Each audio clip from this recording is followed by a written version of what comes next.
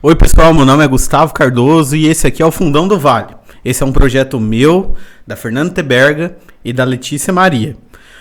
Olha, você pode acompanhar a gente por todas as plataformas, pelo Facebook, pelo YouTube, pelo Instagram e também pelo Spotify.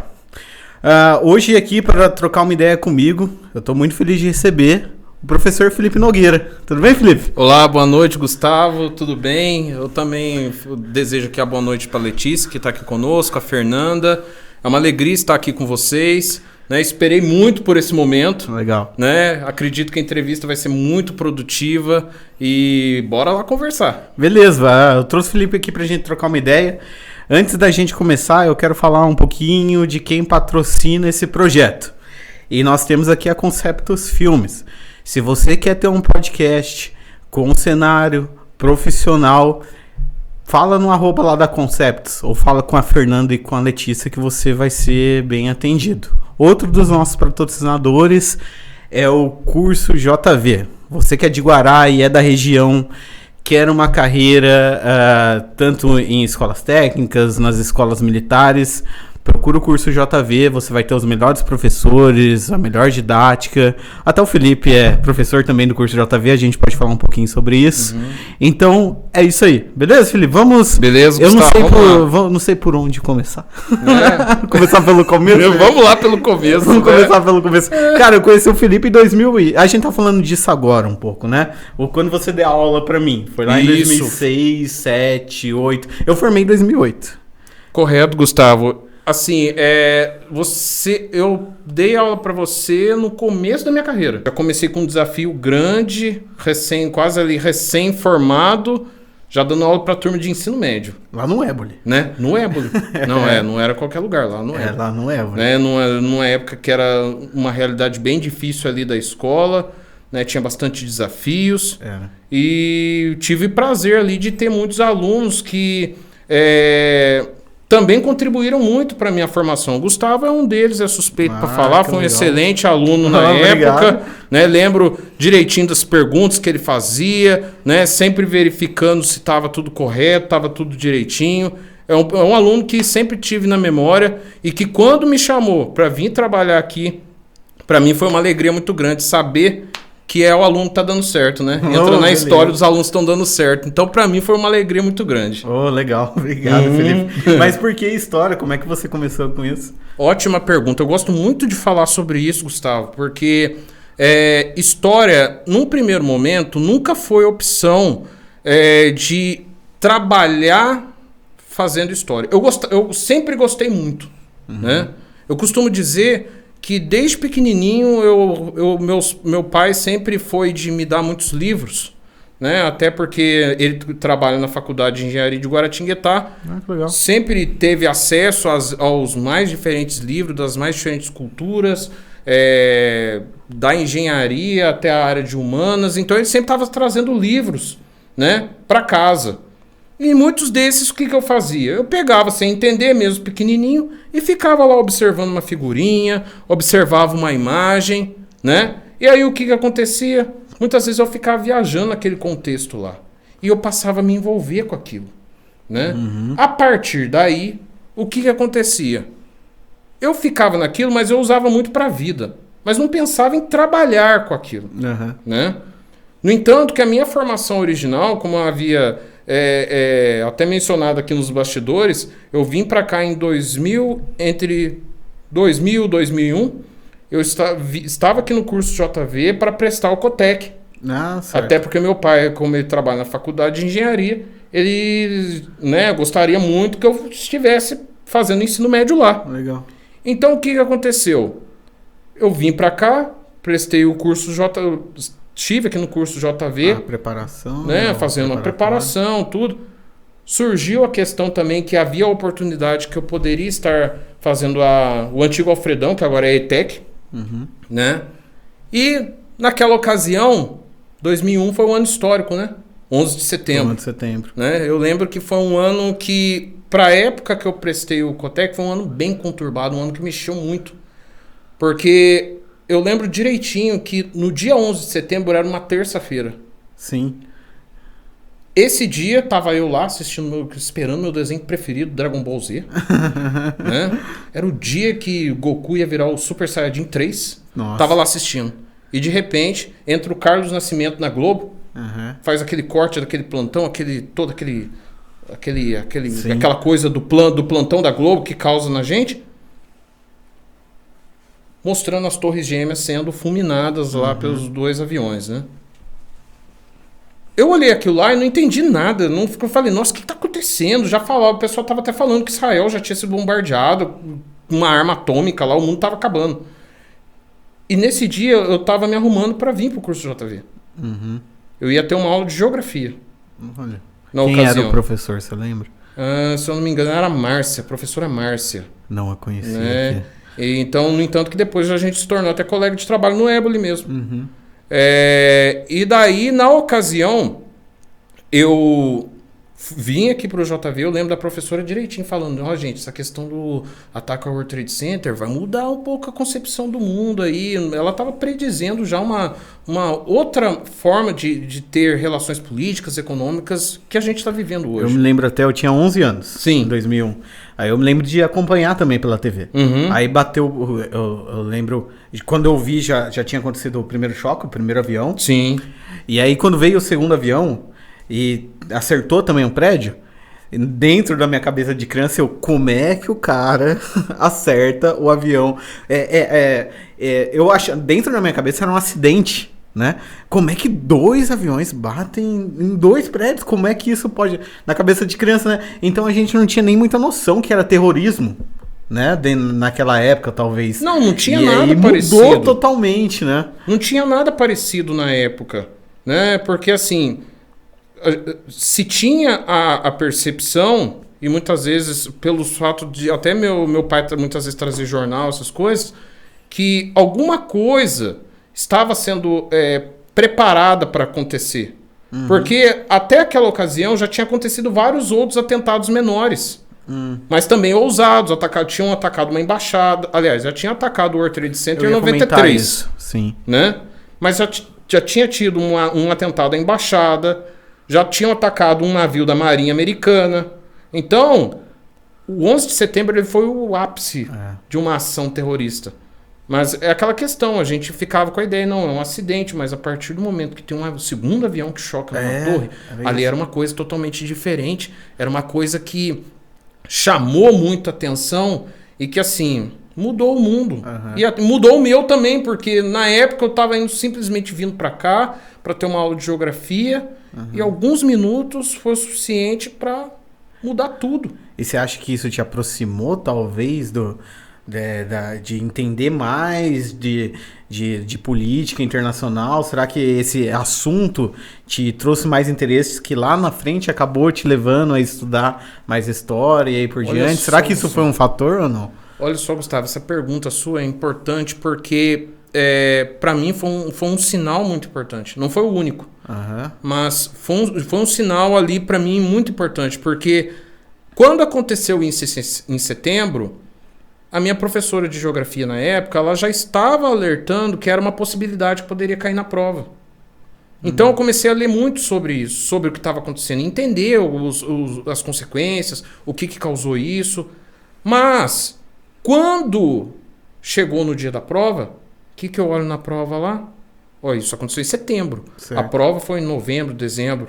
Tava lá uma notícia do 11 de setembro, que por sinal eu tinha a revista do texto que caiu na prova. Eu tinha lido. Olha que legal. Né? Porque assim... O JV acertando, hein? Então, por incrível que pareça, eu tinha adquirido a revista, porque eu sou muito assim, Gustavo. Eu busco ter muito senso para quando a história acontece. É como o cavalo branco, né? Você viu ele passar, você sobe nele. Você tá vendo o que tá acontecendo, você sabe que é algo que vai mudar. Opa, já começa a juntar coisas aí, porque alguma coisa aqui vai mudar. Eu tive esse senso no 11 de setembro. Então, muitas revistas, jornais que saíram na época, eu fui onde tinha, eu comprei e guardei.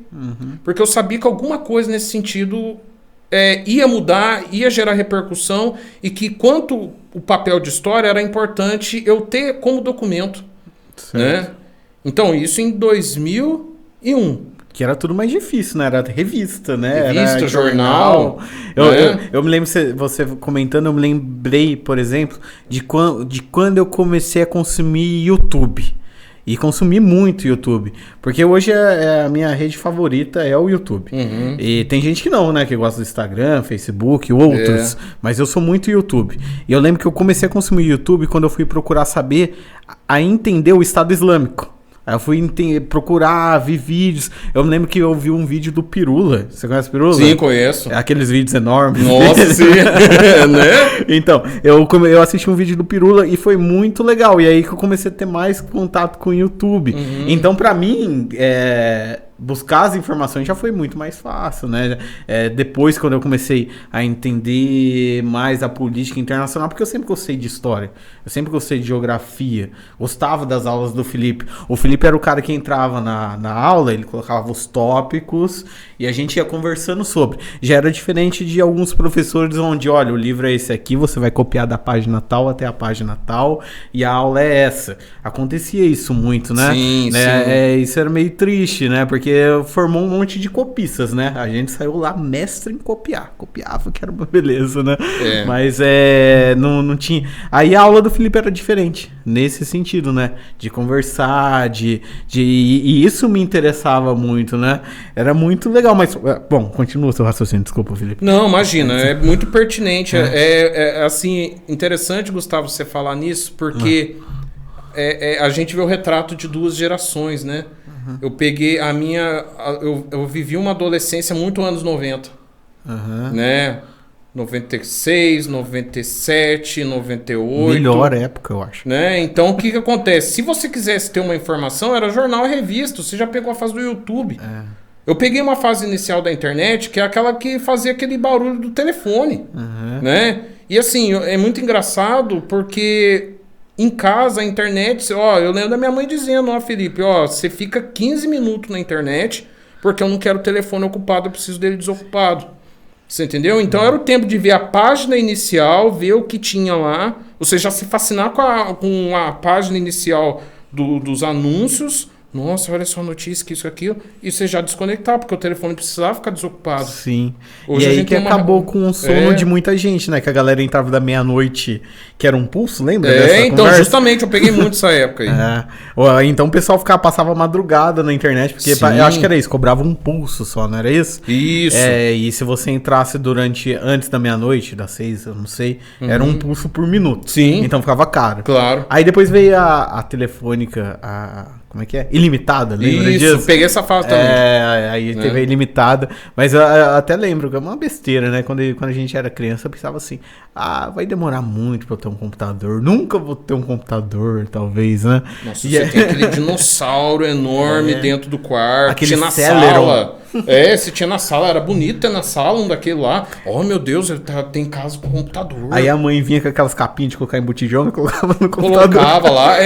Justamente. Nossa, eu peguei toda essa fase aí. E falar pra você, era difícil ter informação nessa época, ter acesso à informação como nós temos hoje. Hoje nós temos aí pelo celular, com essa facilidade. E assim, isso interferiu no modo como a gente se relacionava com o conhecimento. Né? A gente tem isso muito claro aqui. Mas só fechando essa questão da formação do Cotec, eu passei na ETEC.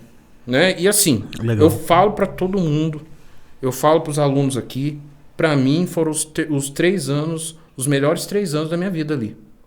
Porque não só pelos professores, pelos colegas, mas assim, a vivência da escola técnica foi diferenciada. Ali era muito legal. Você chegou a fazer o curso técnico também? Cheguei a fazer o curso técnico e surpreenda-se, eu cheguei a fazer o curso técnico de eletromecânica. Eu fiz mecânica. Né? Então, daí eu fiz eletromecânica, mas ali, Gustavo, eu não segui porque, assim, não houve da minha parte uma identificação. Entendi. Você entendeu? Não Humanas, né? Então, mas só que a Humanas começou a coçar. Aí o que acontece? Porque, pra mim, a questão da eletromecânica, aí sim eu via como trabalho.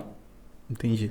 Mas só que o que acontece? A parte de história, que eu tinha uma facilidade, eu falava assim, não quero, porque eu ouvia muito a questão do professor, mas não via a questão da disciplina. Né? Para mim era aquela coisa do hobby. Então, aí o que aconteceu? No terceiro ano da ETEC, aí na época eu fui fazer um curso pré-vestibular, né? Porque, olha, eu vou dizer pra você, nesse papel, a minha família foi fundamental. Legal. Porque eles queriam que eu continuasse estudando. Eles não queriam que eu parasse, né? Falaram, não, Felipe, você vai estudar, você vai... Porque pra mim eu ia parar ali no ensino médio, eu ia fazer uma coisinha ali, uma coisinha aqui, ia me limitar a isso. Porque, afinal de contas, 2005, 2006, a faculdade ainda era um sonho distante, mas não era tanto como era na década de 90. Você poderia almejar, mas só que a realidade financeira não chegava para muitos ainda. Isso em 2004. Então, o que aconteceu? No terceiro ano, num cursinho já pré-vestibular, me surgiu o estalo numa aula de história. O professor começou a dar uma aula diferenciada, totalmente diferente do que eu já tinha vivido até então. Aí, numa bela situação, eu cheguei pro professor e falei, professor, explica pra mim, como é que eu faço para ser um professor de história? Aí o professor, olha, o professor terminou a aula dele, eu fui atrás dele lá no estacionamento e fiz essa pergunta para ele. E ele falou, se eu fosse você, eu prestar a faculdade de História, faz aqui em Lorena, e você vai ser meu aluno lá. Um bom professor, então, né? Porque alguns professores poderiam falar, não, menino. Você quer sofrer? Você quer sofrer? Exatamente. Né? Você quer ganhar pouco, né? Como o pessoal fala. Mas aí que me deu o lampejo. Não, pai, vou procurar. Eu procurei saber. Quem que era esse professor? Era o professor Laureano. Às vezes ele pode estar assistindo. Né? Professor Laureano, né? Estamos aqui, agora professor de História, graças ao seu exemplo. Né? Espero que você esteja vendo. Um abraço. E dizer que eu me inspiro muito nele. Você tem ele nas redes sociais? Tenho sim. Então o vídeo vai chegar Tenho nele. sim. Não, que ele saiba disso. Né? Porque quando eu cheguei na faculdade, eu falei pra ele, lembra, professor, que eu tinha conversado com o senhor na garagem? Estou aqui. E até hoje grato, então. Né? Muito grato. Demais. Porque ele me fez enxergar essa possibilidade de que eu poderia fazer história e ter isso também como um trabalho. Né? Sim. Enxergar que eu posso viver disso. Né? Respirar isso. Não fazer uma coisa que quando der eu faço. Não, de respirar isso o tempo todo, de vivenciar isso. E que hoje é na verdade o que eu queria. E a realidade hoje? Graças a Deus. É uma realidade muito bacana. É uma coisa que me completa e diz um pouco do meu ser mesmo. Né? Eu não consigo dissociar mais disso, sabe? É o que eu vivo. É diferente daquela questão da capa, né? Eu vou botar minha capa de professor, vou trabalhar, chego em casa, tiro a capa. Não, é isso, sabe? Faz parte, eu enxergo as coisas assim, eu vivo isso. Então, nesse momento, esse professor me fez enxergar essa possibilidade. Né? Novamente, chamando a atenção, principalmente para quem nos assiste, da importância de um professor na vida dos seus alunos. Sim. De ser capaz de mudar destinos. O meu foi mudado naquele dia. É legal a gente parar e pensar os grandes professores que passaram pela nossa história, né? Pela nossa vida. Sim. O professor Felipe Nogueira, tem outros grandes nomes, né? Daqui da região. O professor Zé Vicente. Sim. Não é? Foi um exemplo para mim também aqui. Ele me deu aula de português aqui. Então tem vários nomes, né? Lembrando de tudo isso. Mudando um pouquinho, Felipe, você nasceu e criado em Guará. Sim. Sou daqui de Guará, desde 1987. 87. Né? Eu já entregando a idade. 87 você pulou no barco, Guará. Isso, daí já crescendo, vivendo essa realidade aqui de Guaratinguetá, uma cidade muito aprazível, eu gosto muito daqui, né? E até um ponto interessante, onde sempre quando o pessoal falava de trabalho, mas você tem que buscar em outras cidades, tal, para você ter outras oportunidades, eu nunca tive esse plano. Eu sempre quis algo que eu pudesse me estabelecer aqui, né? Porque aqui eu tenho essa coisa da história, das minhas vivências, das minhas lembranças. E você ir para outro lugar, eu ficava com esse medo de não me conectar, não ter essa coisa, né? Entendo. De se estabelecer, de olhar e de reconhecer, ter as suas histórias ali, sabe? Certo. Então eu tinha esse plano comigo. E a sua família está em Guará há muito tempo? Também é de Guará há muito tempo. Desde que os meus pais se casaram. Né? Minha mãe, ela veio de Lorena. Meu pai era daqui e minha mãe era de Lorena.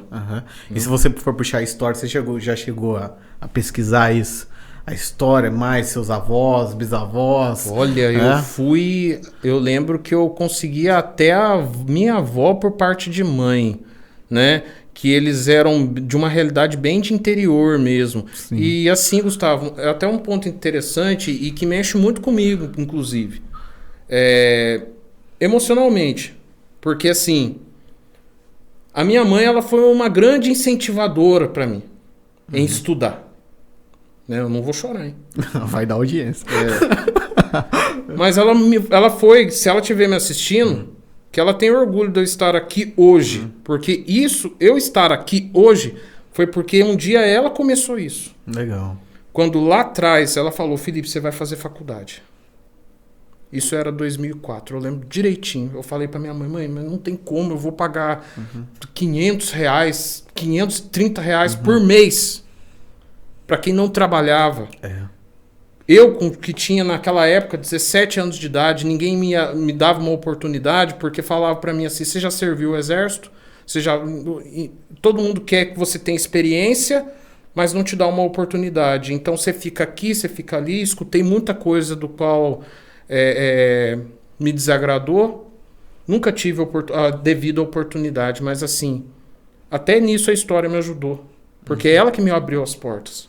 Quando as outras áreas nunca abriram. Olha só. E aí, nesse caso, Gustavo, minha mãe, ela sempre foi uma defensora de que eu fosse fazer uma faculdade. No entanto, que eu fui, junto com outros parentes da família, uma das primeiras gerações que alcançou a faculdade. Sim. Meu pai e minha mãe pararam no ensino médio. Eu e meu irmão, nós demos o próximo passo. Talvez para trás ninguém tinha chegado lá antes. Ninguém tinha chegado. A minha realidade também, da minha família também. Então, pra gente, a minha geração, ela foi um marco muito grande na minha família. Né? Eu costumo dizer, se eu fosse reunir todos os meus parentes, toda a minha família, que fez o ensino superior, a gente abriu uma escola, porque a gente tem professor de todas as áreas. Olha só. Só no meu núcleo familiar lá, eu sou da área de história e meu irmão é de educação física. Né? Formamos professores. Eu formei pela Unisal, meu irmão pela Ezefic. Seu irmão mais novo que você? Isso, pela Ezefic de Cruzeiro. Você deve ter conhecido ele, né? Eu fiz catequese com o seu irmão. Ah, então, Rafael. Era o Dragon Ball, a gente chamava ele. Só falava de Dragon Ball. Mas era muito gente boa, era muito legal. Eu fiz lá onde? Lá no Frei Galvão, né? Ali do lado ali. Foi. E o que você sabe sobre a história de Guará? Fez agora 391 anos. Nossa. Né? Guará é uma cidade muito rica em história. E assim, é importante que a gente tenha esse espaço para que os guaratinguetaenses eles se apossem da sua história. Aconteceu muita coisa aqui. O fato do nosso município ele estar entre duas cidades importantes do Brasil, Rio de Janeiro e São Paulo, fez com que Guará fosse um palco privilegiado de muita coisa que aconteceu. Essa cidade que nasceu como um povoado, ali no 13 de junho de 1630, né? Ele é fruto, antes de mais nada, primeiro, de quem estava aqui muito antes disso, já lá no século XI, no século X da nossa era, que são os indígenas. Né? Havia muitos grupos indígenas aqui nessa região que passavam aqui. O próprio nome é uma herança indígena que vem do Tupi, que é muitas garças brancas, em alusão àquelas aves que ficam ali na margem do rio Paraíba, que também foi um rio importante para a colonização do Vale do Paraíba. Começou ali com o primeiro núcleo de urbanização, que foi Taubaté, e depois o segundo mais importante, que é dessa região, que é Guaratinguetá. Onde que começou o povoado, será? Então, tem algumas vertentes.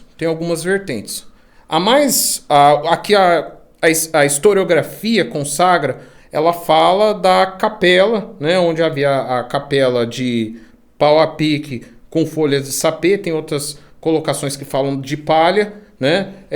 Que foi ali onde a igreja de Santo Antônio. Havia uma pequena capela ali, o povoado surgiu naquele entorno, né? Então, um povoado bem... E deveriam ser pescadores, caçadores... Estava mais ligado. Na verdade, esse primeiro núcleo urbano, ele era mais ligado vamos dizer assim, não vou dizer nenhum comércio, mas somente um local de reunião. A rota, né? Porque aqui tem estrada real, deveria ser tudo isso. E até mesmo nesse momento ainda não era o ideal, porque, por exemplo, é um povoado bem simples, porque as pessoas ainda moravam muito distantes. Né? Então, embora eu fale para você que a capela ela foi um norte para o desenvolvimento da massa urbana de Guaratinguetá, no território guaratinguetaense nós temos pessoas, né, habitando além dessa região. Né? Então, eu posso dizer do povoado, mas, por exemplo, ao redor eu tenho muitas outras propriedades que também estão prosperando nesse momento. Né? Sim. Ali aquele povoado ele vai ser o norte da urbanização de Guaratinguetá, né? Do centro urbano da cidade. Por né? que momento que o Brasil passava aí 1600? Qual que será que era a cultura que tinha aqui? Ainda era colonial, sim. Talvez a extração já tinham descoberto ouro em Minas. Isso, essa pergunta é muito importante, porque já vem no século seguinte, o século XVIII. Tá. Né? Com quando nós temos aí os bandeirantes, né, os primeiros aventureiros que vão até a região das Minas e descobrem, né, o ouro e os diamantes, né, começa ali uma corrida para aquela região para cada vez mais extrair esse minério tão cobiçado, né, que de certa forma também atraiu os olhos da coroa portuguesa, que rapidamente instalou todo um aparato estatal para garantir que essa grana chegasse lá. Né? Não preciso dizer, por exemplo, quanto isso também mudou os rumos da história do Brasil. Quando a gente fala da derrama, que foi a cobrança dos impostos atrasados e que vai gerar a Conjuração Mineira liderada por Tiradentes. Que é a história do quinto e tudo mais. Aprendi com você. Isso, né? Aí, ó, tá vendo? Joia! Tá atento, legal. Né? Eu tenho percebido que Guará tem crescido muito. Demais. Principalmente agora, nos últimos anos. Da onde saiu tanta gente, talvez? Será que teve existem dados dessa imigração tem algum órgão que fiscaliza isso, que sabe disso, que contabiliza isso, se está vindo gente de fora, ou se a própria população aqui está crescendo? Então, tem vários dados que a gente pode utilizar para isso, né? Os registros históricos, principalmente, que marcam, principalmente a questão do século XVIII, são muito atas ligadas à Câmara Municipal, né? Atas daquele período do século XVIII que contam, que registram um pouco sobre essa dinâmica urbana de Guaratinguetá lá no início até o século XVIII aproximadamente.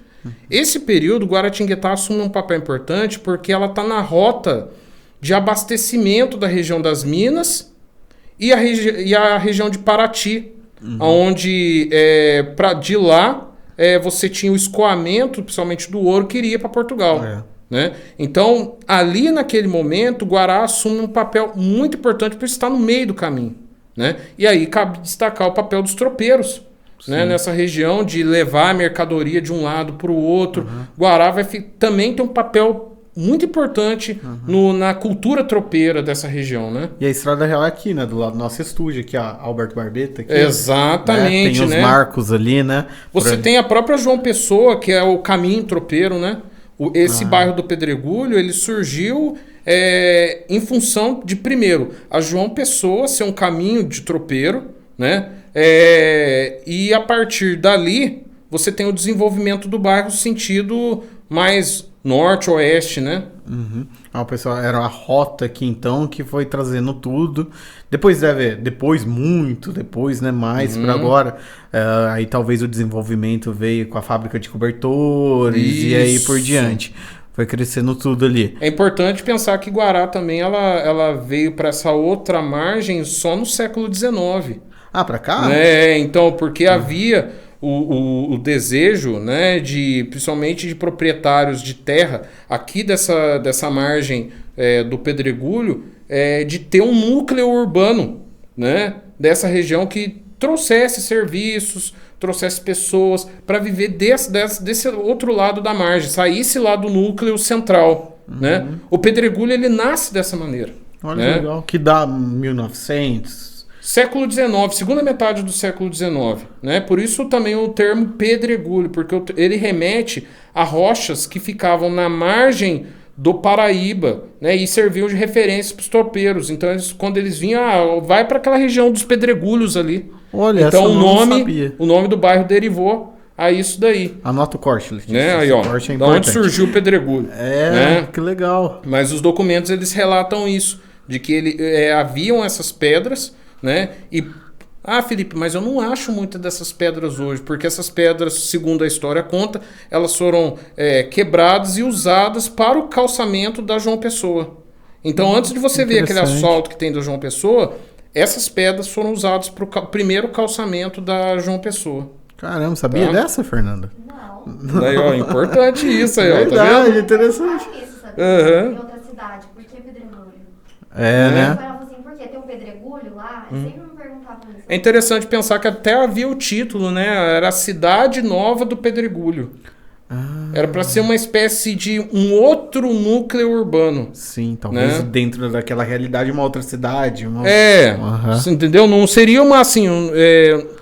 os documentos não sugerem uma cidade independente, mas sim um núcleo que não dependesse desse outro centro. Entendi. Né? Então, até porque vamos pensar na precariedade que você tinha de atravessar o Paraíba o tempo todo, né? Então, isso facilitaria muito para as propriedades rurais que ficavam desse lado de cá e eram próximos dos caminhos tropeiros, né? E era tudo balsa, não tinha ponte. Num primeiro momento, se eu não me engano, só tinha o registro de uma ponte de madeira, mas a maioria dos serviços estava ligados à balsa ainda, né? Então, você tem a primeira ponte consolidada, que é a ponte metálica, que surge no começo do século XX, né? Que ela foi construída no final do XIX e já entra no século XX como principal elemento que liga de uma margem à outra. Aquela ponte que a gente vê ali no centro, que caiu metade dela. Isso, caiu em outubro de 87, né? Houve um colapso estrutural daquela ponte, ela não teve os devidos reparos ao longo do tempo e ela acabou caindo. Dessa eu sei, eu lembro. Quando eu fazia mecânica, era uma história que os professores contavam. Certo, importante isso. Que aquela ponte, ela é tudo peça inglesa, né? Aqueles rebites e tudo mais, é uma coisa bem... Era uma tecnologia sofisticada para a época. Lembra muito a estrutura da Estação da Luz, também, se você comparar. Verdade. E o que acontecia é que isso, se eu me lembro bem, se os professores estiverem assistindo, se eu estiver falando besteira, me desculpa, que faz muito tempo. E eu não me aprofundei nessa área. Mas a parada era que ela tinha, acho que toda estrutura, né? Ela tem que se expandir, se comprimir pela temperatura e tudo mais. E aquela ponte ali, ela tinha dentro dela algumas engrenagens que permitiam esse movimento de alguns centímetros, pouca coisa, mas ela tinha ali essa elasticidade, uma engenharia para que isso acontecesse. E não foi feita a devida manutenção, né? E aí acabou que por isso ela acabou caindo. E uma curiosidade para nós aqui, hein? Uma curiosidade. No começo do século XX, ela teve a supervisão do famoso escritor Euclides da Cunha, aquele mesmo que escreveu Os Sertões. Sim. Né? Se eu não me engano, escreveu em 1902. Ele era engenheiro e ele supervisionou as obras da ponte metálica no começo do século XX. O Euclides da Cunha morou em Lorena. Isso, né? Ele tem muitas obras lá. E ele supervisionou a nossa ponte aqui, a ponte metálica. Porque, embora ela tenha sido inaugurada no final do século XIX, já no começo do XX ela já necessitava de um reparo diferenciado. E daí o Euclides da Cunha veio ao supervisionar essa obra, ele já deu ali as coordenadas do que precisava fazer para já adequar no começo do século XX. Os brasileiros da época deveriam ter falado, atrás a ponte lá, depois a gente vai pensar como é que a gente vai fazer depois a gente vê como é que faz, como tudo no Brasil, né? Depois a gente faz o que faz. Os brasileiros pensavam talvez da mesma forma de hoje em dia. Nossa, não é diferente, é o espírito brasileiro, né? É aquilo, eu gosto muito de pensar que é aquilo que O Sérgio Buarque de Holanda, em Raízes do Brasil, ele fala do homem cordial, né? O Brasil como aquela coisa do jeito brasileiro, do sentimentalismo brasileiro, né? O brasileiro ser movido a emoções. Sim. Né? Então é o que nos difere de outras civilizações, né? Mas o gringo enxerga muito isso. Os gringos que eu conheci, até, né, rápido, né, falando, eles... Quando fala que é brasileiro, mudava, né? Fala, nossa, brasileiro. Eles vêm com essa ideia de cordialidade, né? Eu não sei hoje em dia, talvez tenha mudado um pouco as coisas. Mas naquela época os gringos que eu conheci até pouco tempo atrás era assim, né? Eles veem mesmo esse lado de amizade. Felipe, eu queria falar um pouquinho sobre o Atualiza. Foi um projeto que a gente teve antes da pandemia. E até falar um pouco, aproveitar, sobre o último, que foi falando sobre o coronavírus, né? A gente nem imaginava o tamanho que ia. É até interessante, um projeto maravilhoso, por sinal, tá? Diga-se de passagem. O Atualiza, e aí eu gostaria de me atentar a esse último, porque assim, ele é um trabalho muito bacana. Nossa, eu posso dizer que eu amo fazer, né? Assim que tiver, me chama de novo, né? Não tem, né? Talvez em outro formato, vamos repaginar. Amo fazer o Atualiza, porque da mesma forma que eu falei aqui do 11 de setembro, trazer esses temas pertinentes para discussão, eu gosto muito. Deixa eu só explicar isso, para quem não está entendendo o que foi isso. O Felipe começou a trabalhar conosco no preparatório. Isso. E ele veio gravar aulas, né? Pra plataforma do JV. E surgiu a necessidade de ter uma matéria de atualidades. Sim. E aí, como o curso da plataforma era gravado, nós ficávamos pensando, como é que a gente vai falar de atualidades, sendo que quando o aluno for fazer o curso dele, vai estar tudo gravado lá. Então, o Atualiza veio um programa pequenininho, né? Era 3, 4 minutos que a gente lançava no canal do JV semanalmente. Sim. Que dava um apanhado das notícias para quem ia prestar concurso, quem ia prestar polícia.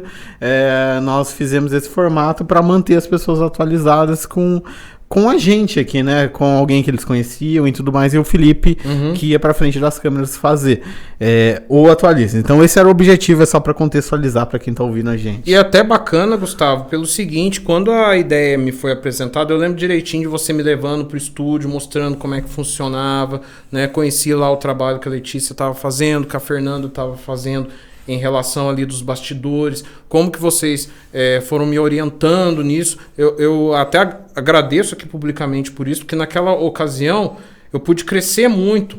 Exatamente. E lembro de uma frase, eu não sei se lembra disso, mas eu lembro de uma frase que eu, saindo do estúdio, parecia até premonitório. Eu falei, gente, o futuro da educação vai passar por aqui. Sim. Passou tempos depois, estourou essa pandemia, estamos aqui fazendo ensino online, estamos fazendo ensino à distância, estamos fazendo Atualiza. Né? A ferramenta virtual, né? As plataformas, elas são uma realidade e a gente não vai poder mais abrir mão delas daqui para frente. O futuro está acontecendo. Né? Na educação a mudança foi muito grande. Demais. Né? E o Felipe estava lá, passou por tudo isso, todos nós aqui passamos todos nós por isso, tivemos né? que aprender muito, nos reinventar. Não falo só por mim, eu falo pelos todos os colegas que tiveram que se apropriar de ferramentas para poder dar aula. E tudo isso, muitas vezes, da noite para o dia. Né? Porque, afinal de contas, como eu falei para vocês, ninguém observava até 2018, 2019, a tecnologia como uma forma, uma ponta de lança na educação. Né? A gente observava como um acessório. Eu estou dando minha aula em sala de aula e depois eu uso um aplicativo de jogo com ele em outro momento, mas depois eu volto. Sabe? Verdade. Né? Mas ter agora um ensino plenamente na plataforma, 100% plataforma, foi um esforço de todos os professores que tiveram que se reinventar nisso daí. Né? Quando trabalhando no EAD do JV, e depois essa fase onde a gente conseguiu entregar a parte pedagógica e depois a gente foi trabalhar o marketing, estudar tudo isso, foi legal porque eu comecei a perceber o que o ensino online pode trazer. Sim. Né?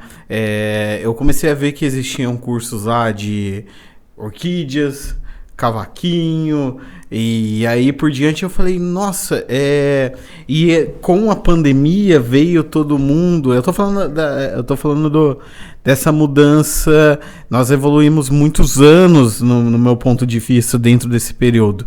Então, nesse sentido, para a educação eu achei muito legal. Porque, nossa, eu tô vendo um conhecimento que era muito específico. Olha, tem até uma história legal, o cara que ele fez um curso arrumando geladeira. E aí ele, uma pessoa bem humilde e tal, ele ia lá, arrumava, gravava e montou um cursinho. Sim. E esse curso mudou a vida desse cara. Uhum. E mudou a vida de pessoas, talvez, que precisavam daquele conhecimento, começaram uma nova profissão, Sim, e aí por sim. diante. Essa foi a parte boa. Mas teve a parte ruim, distanciou muito, né? E eu penso, por exemplo, crianças, a relação professor com aluno. Então o professor sofreu, eu imagino quanto o aluno pode ter sofrido também, né? Porque a educação, Gustavo, é um princípio de relação humana, acima de tudo. Ao mesmo tempo que nós temos a tecnologia, nós não podemos esquecer que a educação ela parte do princípio de uma formação integral do indivíduo. Então, as tendências educacionais, elas falam que esse aluno ele tem que ter uma postura ativa no seu aprendizado. E para isso, eu não posso só ver o meu aluno no seu cognitivo. Eu tenho que pensar na questão afetiva desse aluno, nos laços emocionais, as capacidades lúdicas que envolvem. Principalmente os né? mais jovens. Exatamente. Por exemplo, se eu pego lá o aluno da fase do qual eu leciono, que é do 6º ao 9º ano, esse aluno ele tem autonomia para participar nessa construção do conhecimento. Então, para ele, vai ser interessante jogos, vai ser interessante construir coisas. E aí vem a cultura maker, vem a robótica, vem uma infinidade de outras possibilidades que esse aluno ele tem autonomia em produzir, né? Então, o ensino online ele veio trazendo ferramentas, trouxe um protagonismo que até então nunca se tinha visto, ou pelo menos não se esperava, né? Trouxe, beleza, mas a gente também não pode perder essa dimensão humana. Exato. Porque a educação, diferente de uma indústria, onde você faz o produto lá certinho, entrega, vende, a educação não é. A educação ela envolve laços humanos, e isso se faz necessário na educação, né? Já tem estudos que comprovam que não basta o aluno simplesmente ele ter afinidade com a matéria. Eu tenho que ter um ser humano que ensine esse aluno a gostar. Uhum. Né? Eu gostei, eu gosto dessa disciplina aqui, mas por quê? Porque eu tive um professor que me fez gostar. Exatamente. Laços humanos. Então a gente não pode perder isso, né? As histórias que a gente teve até agora, né? E a gente sabe que esse período todo mundo acabou tendo que se redescobrir. Todo mundo passou por vários problemas, né? Uhum. Todo mundo se perdeu muito emocionalmente, né? Sim. E voltou. E eu tenho alguns amigos que dão aulas lá na rede municipal, né? Ou estadual. E eu via como se adaptar a tudo isso foi muito difícil, né? Sim, diferente, sim. né? E é isso que você tá falando, essa relação, né? Até a história que você tava contando que a sua mulher também é educadora. Sim, ela é professora também. Sim. Ela é professora também do segmento de 1º a 5º ano, que é o que a gente chama de anos iniciais. E você tava contando aquela história do aluno que não conhecia a professora. Exatamente. Porque era tudo online, né? É aí que eu falo o quanto falta... isso a pandemia demonstrou no campo da educação. O quanto que o laço humano, ele é importante na educação, né? Porque a minha esposa, ela contou essa história, onde depois de 1 ano, esse aluno pôde ver a professora. Sim. Ou seja, imagina passar março, abril, maio, junho, novembro, dezembro, janeiro de 2021... Esse aluno fazendo as atividades, encaminhando, mas só que ele não tinha visto a professora. Só tinha contato ali por voz, ou talvez uma foto ali só, né? Mensagem. Ele estava interagindo com quem? Não via rosto. Olha não só. via, sabe, se estava sorrindo, se estava triste, né? Porque geralmente criançadinha olha assim, professora, você tá alegre, você tá triste, né? Eles não viram isso. Então, sabe, até minha esposa contou, quando esse aluno, né, o aluno dela, né, encontrou ela, nossa, correu direto para os braços, rompendo todo aquele protocolo sanitário. Por quê? O aluno, ele agiu com emoção. Certo. Eu acho que a gente, nessa hora, não dá para pensar. Aí a gente vê a face cruel de tudo isso. Sim. Porque o que acontece? Quebrou a questão do laço humano. E, por outro lado, reforçou a importância do quanto a educação tem que ser pautada em valores. Exatamente. Né? Eu acho que a tecnologia veio, mas veio de forma muito rápida. Todo mundo Exato. foi obrigado a usar. Exato. E não teve o tempo de... Tudo bem, agora a relação é online, mas a gente sabe, né, que com redes sociais e tudo mais, você consegue manter um contato mais próximo. Mas o jeito que foi feito foi... emergência. Exato. Né? Exato. E a gente não conseguiu construir isso, esse contato, mesmo que online, mas um contato mais próximo, né? Sim. São os próximos desafios. Como então a gente encara a tecnologia, o futuro, a educação online, mas a gente ainda consegue manter um contato humano, né? Estudando marketing, eu acompanho alguns especialistas e tudo mais, e talvez por eles serem da área, eles já têm mais isso. Eles conseguem, você se sente mais próximo. Sim. Né? Até pelas redes sociais, sempre os stories e tudo mais. Então tem isso de você estar mais próximo ali, viver mais ali. Mas é totalmente diferente de uma criança. É totalmente diferente de como aconteceu, né? Que foi uma emergência, a gente teve que lidar com essa emergência. E aí, nós estamos falando de um processo de desenvolvimento da criança, né? O laço humano, para ela, é fundamental. Talvez, quando ela chegar lá no 6º ano, ela tenha autonomia de aprendizagem, ela faça e aconteça com a tecnologia, mas essa fase do desenvolvimento, ela é fundamental. Talvez o grande desafio da pandemia, logo depois que ela cessar, talvez esteja na alfabetização. Porque muitas crianças, ano passado, começaram a escrever. Sim. Né? Começaram a se aventurar na leitura. Como é que foi para elas? Nossa. Né? Então, a recuperação dessas aprendizagens vai ser um grande desafio. E também chama a atenção de um outro grande desafio, que é justamente a saúde mental. Né? Como é que eu vou fazer que aluno é esse que vai vir a partir de 2021 e 2022? Uma coisa eu garanto, não vai ser o mesmo aluno que estava lá em 2019 ou 2020. É outra né? história. Muitas vezes esse aluno ele passou por perda na família, né? Já tem os dados aí falando da geração Covid, que são as crianças que perderam pai e mãe para essa doença. O que a gente vai fazer com essas crianças? Qual é o trabalho que vai ter que ter em torno da saúde mental dessas crianças? Né? Vai ser um desafio para nós, educadores. Fora a desigualdade, né? Fora a desigualdade. Vai vir diferente, por exemplo, quem tem mãe em casa, pai em casa para acompanhar, é diferente de quem não tem. Porque eu acho que o ensino remoto, ele vale bastante para quem você tem do lado ali também. Exatamente. Junto com a criança, né? E nem todo mundo tem, que tem pai e tem mãe que trabalha o dia todo. Exatamente. Você com a criança, ensinando e passando para ela o que a professora passa. Então, vai vir uma geração bem desigual. Foi um dilema importante que a gente, na educação, enfrentou pelo fato de que, ao mesmo tempo em que você levanta essa questão dos momentos que os pais se relacionam com as crianças, no sentido de sentar, fazer alguma coisa com elas, é importante lembrar que muitas vezes esse pai também está sofrendo com desemprego. Né? Está sofrendo com desemprego, muitas vezes o trabalho onde ele estava fechou as portas, ou ele era autônomo. Né? Então, é muito complexo essa questão, ela nunca vem sozinha. Né? Ela nunca vem sozinha. Então, o desafio para os próximos anos deverá levar muito em consideração isso. E eu reitero, esses anos iniciais, embora haja questão afetiva, emocional, os grandes desafios de justamente começar a formar esse indivíduo que está lendo, está escrevendo, ver como é que vai ser a alfabetização disso, porque isso vai depender dos outros conhecimentos. Não adianta nada eu falar de história, de um conceito abstrato, sendo que esse aluno mal domina a escrita e a leitura. É verdade. Né?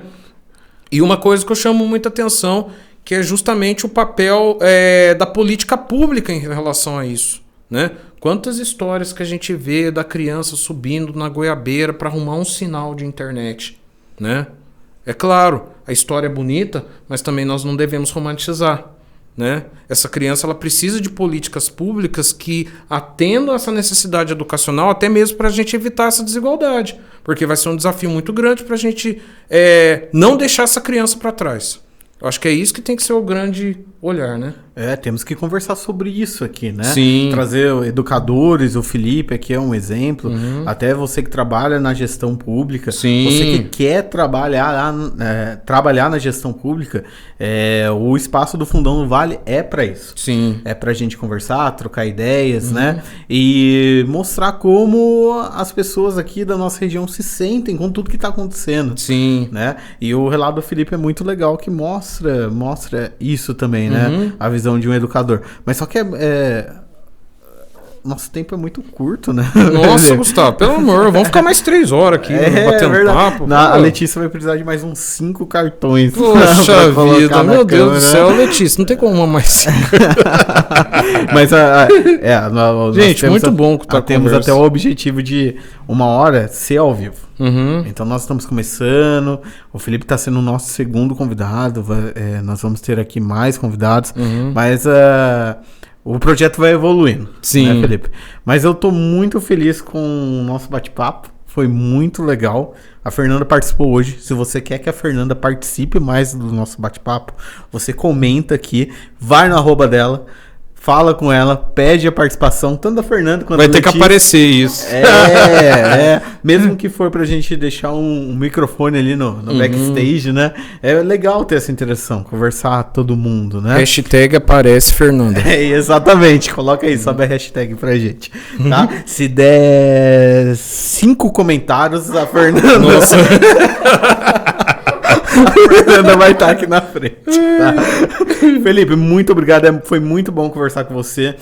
Você já está convidado para voltar aqui para falar mais. Nós temos que conversar sobre o seu pai, que, pelo que eu fiquei sabendo, é uma figura aí do folclore. Um patrimônio, falando em história, é um patrimônio da Faculdade de Engenharia de Guaratinguetá. Vamos voltar para conversar sobre ele e talvez com ele. Sim. Fazer um especial Dia dos Pais, Felipe. Maravilha, nossa, que show. Olha, boa ideia de marketing. Nossa, aguarde isso aí. Nossa, vai ser especial pra quem tá assistindo, pra mim. Nossa, meu Deus do céu, vai ser emocionante. Ó, tá marcado aí. Se você quer ver o Felipe com o pai dele também. Já vou conversar com ele já vou conversar com ele já. Boa. Felipe, muito obrigado pela confiança de estar aqui, por nos ajudar no começo do projeto. E, pessoal, você que curtiu o nosso bate-papo aqui, curta, compartilha, incentiva esse espaço, que nós queremos muito continuar com esse projeto e trazer pessoas tão legais que possam trazer tantas histórias boas como o Felipe trouxe pra gente. Felipe, um recado final? Joia, antes de mais nada, né, agradecer a oportunidade, o convite de estar aqui, gostaria de agradecer você, Gustavo, novamente agradecer muito mesmo, porque tudo isso aí começou a partir de um convite seu lá atrás, e do qual eu fico muito, mas muito feliz e honrado de estar trabalhando com você. Para mim já é uma honra muito grande como professor, porque você é o que a gente espera de todo aluno, né? Obrigado, esteja bem, sabe? Esteja, a gente ouça falar, tá fazendo um trabalho bacana. É isso que a gente quer quanto docente, é isso que a gente espera. Não é claro, a gente vai falar de dinheiro também, mas não é só isso. A gente quer ver as pessoas ocupando cargos importantes e fazendo coisas, transformando realidades. É isso que a gente quer, é isso que você está fazendo aqui, né? Sucesso para você. Agradeço também a Letícia, a Fernando que está aqui, a todo o pessoal do curso JV, né? Por essa oportunidade, espero voltar porque eu quero conversar mais, viu? Beleza. Um abração para todo mundo que está nos assistindo. Vamos conversar mais. Obrigado, Felipe. Obrigado, Fernanda. Obrigado, Letícia. Até o próximo Fundão do Vale. Valeu.